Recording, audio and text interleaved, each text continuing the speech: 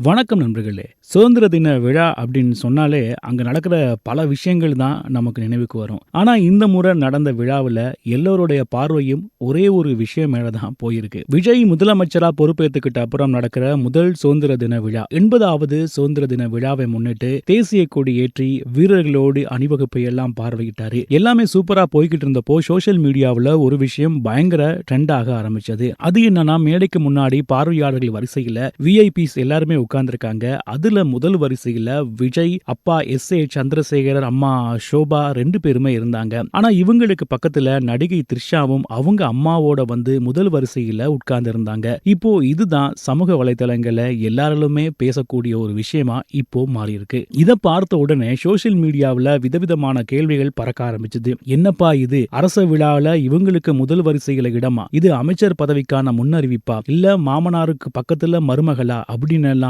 ஆளுக்கு ஆளு ஒரு கதையை கிளப்பி விட்டுட்டாங்க. லைவ் ஸ்ட்ரீமிங் போய்கிட்டு இருக்கும் போதே கீழே கமெண்ட்ஸ்ல ஏன்பா அடிக்கடி த்ரிஷாவை காமிக்கிறீங்க அப்படின்னு சிலர் கேள்வி கேட்க, இன்னொரு பக்கம் விஜய்க்கு ஆதரவா ரசிகர்கள் களத்துல இறங்கிட்டாங்க. ஆணும் பெண்ணும் ஃப்ரெண்ட்ஸா இருக்க கூடாதா? விஜய் த்ரிஷா நல்ல நண்பர்கள், தேவையில்லாம தப்பா பேசாதீங்க அப்படின்னு கமெண்ட்ல சண்டை போட ஆரம்பிச்சாங்க. சமீபத்துல சங்கீதா விவாகரத்து வழக்க வாபஸ் வாங்கினதா வந்த தகவலுக்கு அப்புறம் இந்த மாதிரி சர்ச்சைகள் குறைவுன்னு பார்த்தா, த்ரிஷா தொடர்ந்து விஜய் அரசு நிகழ்ச்சிகள்ல முதல் வரிசையில வரது இந்த பேச்சுகளுக்கு இன்னும் கொஞ்சம் எண்ணெய் ஊத்துற மாதிரி ஆயிருச்சு. இவ்வளவு பேச்சுகள் வெளியே போயிட்டு இருக்குன்னு தெரிஞ்சும் இவங்களுக்கு முன் வரிசையில் இடம் கிடைக்கிறது உண்மையிலேயே பல பேருக்கு ஆச்சரியத்தை கொடுத்திருக்கு. அரசியல் ரீதியான முக்கியத்துவமா இல்ல சாதாரண நட்பா, அப்படி என்னதான் நடக்குங்கிறத நம்ம பொறுத்திருந்தா பார்க்கணும். இது மட்டும் இல்லாம இந்த விழாவில் விஜயோட மனைவி சங்கீதா, அவங்களோட பிள்ளைகள் இவங்க யாருமே கலந்துக்கல அப்படிங்கிறது ரொம்ப குறிப்பிட்டு சொல்ல வேண்டிய ஒரு விஷயமா இருந்தது. ஏன்னா ஜேசன் சஞ்சய் கூட அண்மையில ஒரு இன்டர்வியூல அப்பா பத்தி நிறைய பெருமையான விஷயங்கள் பேசியிருந்தாரு. அதே மாதிரி சங்கீதா விவாகரத்தை வாபஸ் வாங்கிட்டாங்க அப்படின்னு சொன்ன பிறகு விஜயோட சங்கீதா சேர போறாங்க அப்படின்னு பல விஷயங்கள் பேசப்பட்டாலும் இதை வச்சு பார்க்கும்போது